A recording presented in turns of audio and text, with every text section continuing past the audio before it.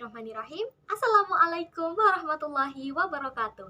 Perkenalkan, nama saya Syafira Dawayanti dari kelas IPKOM dengan NIM 20200710024. Nah, di video kali ini saya akan meresum atau bercerita tentang wawancara saya dengan salah satu tokoh inspiratif yang menurut saya itu adalah sosok inspiratif di kehidupan saya. Dan wawancara ini adalah guna memenuhi tugas akhir dari mata kuliah Prophetic Leadership yang diampu oleh Bapak Imam Suprabowo. Nah, jadi tokoh inspiratif yang saya ambil adalah Bapak Faizul Sya'bani. Nah, beliau ini lahir di Gunung Kidul 19 Desember 1963. Walaupun sudah hampir menginjak usia 60 tahun, namun beliau ini semangatnya masih semangat muda. Nah, mengapa saya memilih beliau? Mau tahu? Nah, ikuti wawancara berikut.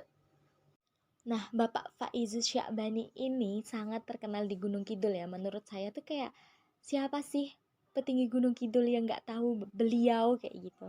Soalnya beliau ini benar-benar kayak yang terkenal gitu ya di Gunung Kidul karena punya lembaga sosial kesejahteraan anak yaitu Panti Asuhan Rumah Sejahtera. Nah, beliau ini pernah bercerita mengapa beliau mendirikan panti asuhan seperti itu.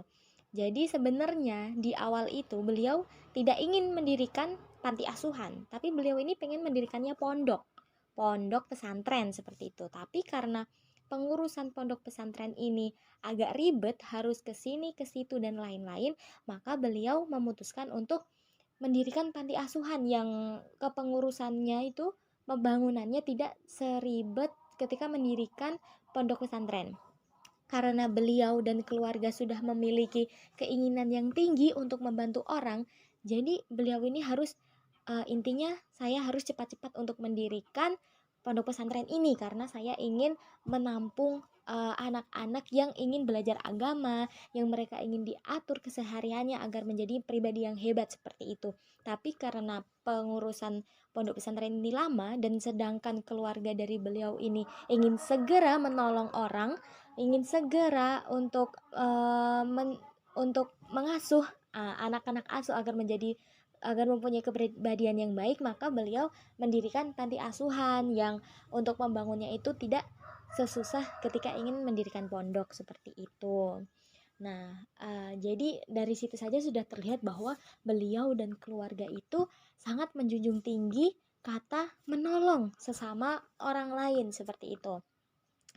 Dan karena saya pernah tinggal di panti asuhan yang beliau dirikan ini kurang lebih selama 2 tahun, maka ya setiap hari saya juga bertemu dengan beliau, entah itu ketika sholat jamaah di masjid, atau entah itu ketika beliau mengisi kajian pagi dan sore untuk anak-anak asuh, atau ketika beliau mengisi kajian di masjid. Nah, secara tidak sengaja ya saya selalu bertemu dengan beliau atau melihat beliau berinteraksi dengan masyarakat sekitar. Nah, dari situ bisa terlihat bahwa kepribadian beliau ini yang sangat lembut. Beliau ini tidak pernah marah kepada siapapun.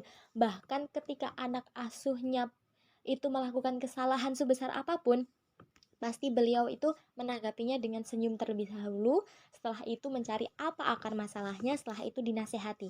Tidak ada kata-kata marah mungkin ya di dalam kehidupan beliau ini karena jujur kurang lebih selama 2 tahun saya tinggal di situ, saya tidak pernah menemukan beliau ini dalam keadaan marah.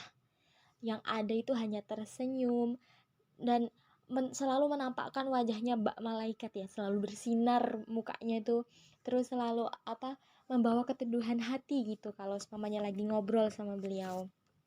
Nah, selain memiliki Lembaga Kesejahteraan Sosial Anak Panti Asuhan Rumah Sejahtera ini, beliau juga bekerja di Kementerian Agama Gunung Kidul dan beliau juga menjadi salah satu pemandu manasik haji. Jadi beliau ini sibuk juga di Kementerian Agama, selain itu juga sibuk di rumah mengurus panti asuhan seperti itu.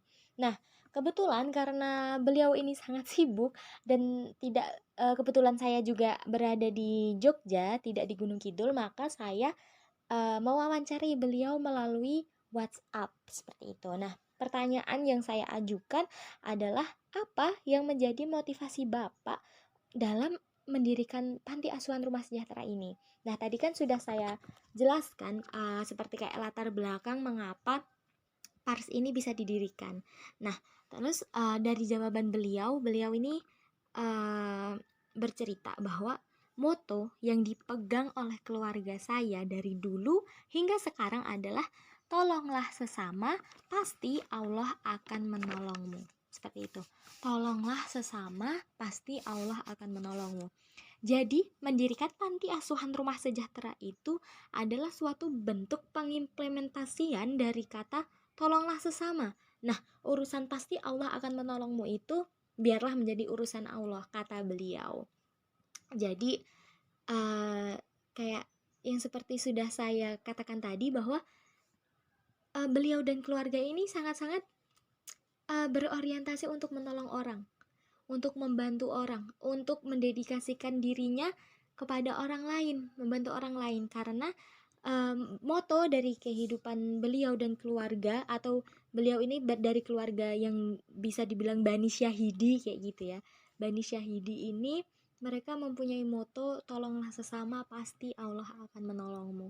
Jadi PARS ini didirikan benar-benar untuk menolong sesama, karena isinya sendiri hampir ada 50 santriwati. Sedangkan itu setiap hari juga panti asuhan ini dekat di masjid, dan hampir setiap bulan juga dari panti asuhan ini kan mendapat donasi seperti minyak, beras, telur, dan lain-lain. Itu semuanya juga didedikasikan untuk masyarakat sekitar yang kurang mampu, seperti itu. Jadi kita mendapat panti asuhan ini mendapat suplai dari donatur, sedangkan kita malah menyuplai barang pokok tersebut kepada masyarakat sekitar, karena memang moto yang diterapkan di Bani Syahidi dan panti asuhan rumah sejahtera ini adalah tolonglah sesama, pasti Allah akan menolongmu, seperti itu. Dan pertanyaan lain yang saya lontarkan kepada beliau adalah, apa goals yang Bapak harapkan dengan adanya panti asuhan rumah sejahtera? Nah, beliau menjawab, saya dan keluarga ingin bermanfaat bagi sesama manusia, entah itu untuk santri maupun masyarakat sekitar. Saya ingin menyebarkan bahwa berbagi itu indah dan tidak akan merugikan sama sekali. Hal tersebut juga saya terapkan ke anak-anak asuh, agar selepas keluar dari sini nanti mereka tidak menjadi pribadi yang individualis maupun menjadi pribadi yang punya jiwa tetapi menjadi pribadi yang mempunyai jiwa sosial yang tinggi. Nah, selain itu, di panti asuhan ini juga diterapkan setiap pagi dan sore ada kajian yang diisi oleh ustadz.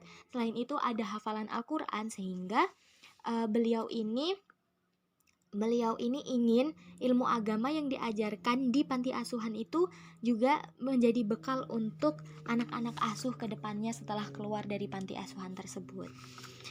Jadi mengapa saya memilih beliau sebagai sosok inspiratif bagi saya? Karena ya itu tadi, seperti yang sudah saya jelaskan di awal, beliau ini dilihat dari kepribadiannya, sekalipun orang yang belum pernah melihatnya atau belum pernah mengenalnya pasti akan berbicara bahwa orang ini orang yang baik, orang ini orang yang sangat berkepribadian lembut, seperti itu. Jadi selama saya di panti asuhan kurang lebih 2 tahun, ya saya mengamati beliau ini sangat-sangat menjadi sosok inspiratif bagi beberapa orang, karena banyak orang yang tiba-tiba datang dan meminta motivasi atau meminta pengarahan kepada beliau. Contohnya untuk orang-orang yang sedang terlilit hutang, atau orang-orang yang memiliki masalah keluarga, atau permasalahan apapun itu, beliau sering didatangi oleh orang-orang untuk memberikan jalan keluar masalah. Jadi beliau ini benar-benar sosok inspiratif bagi saya. Dan hampir 2 tahun di panti asuhan tersebut, saya memang merasakan apa yang beliau utarakan. Berbagi, dan berbagi adalah moto keluarga besar panti asuhan rumah sejahtera yang sangat dijunjung tinggi. Nah, sekian hasil wawancara saya bersama Bapak Faizu Sya'bani melalui aplikasi WhatsApp yang saya ceritakan di video saya ini. Semoga juga dapat memotivasi saya sendiri dan teman-teman untuk bisa saling berbagi kepada sesama. Terima kasih. Wassalamualaikum warahmatullahi wabarakatuh.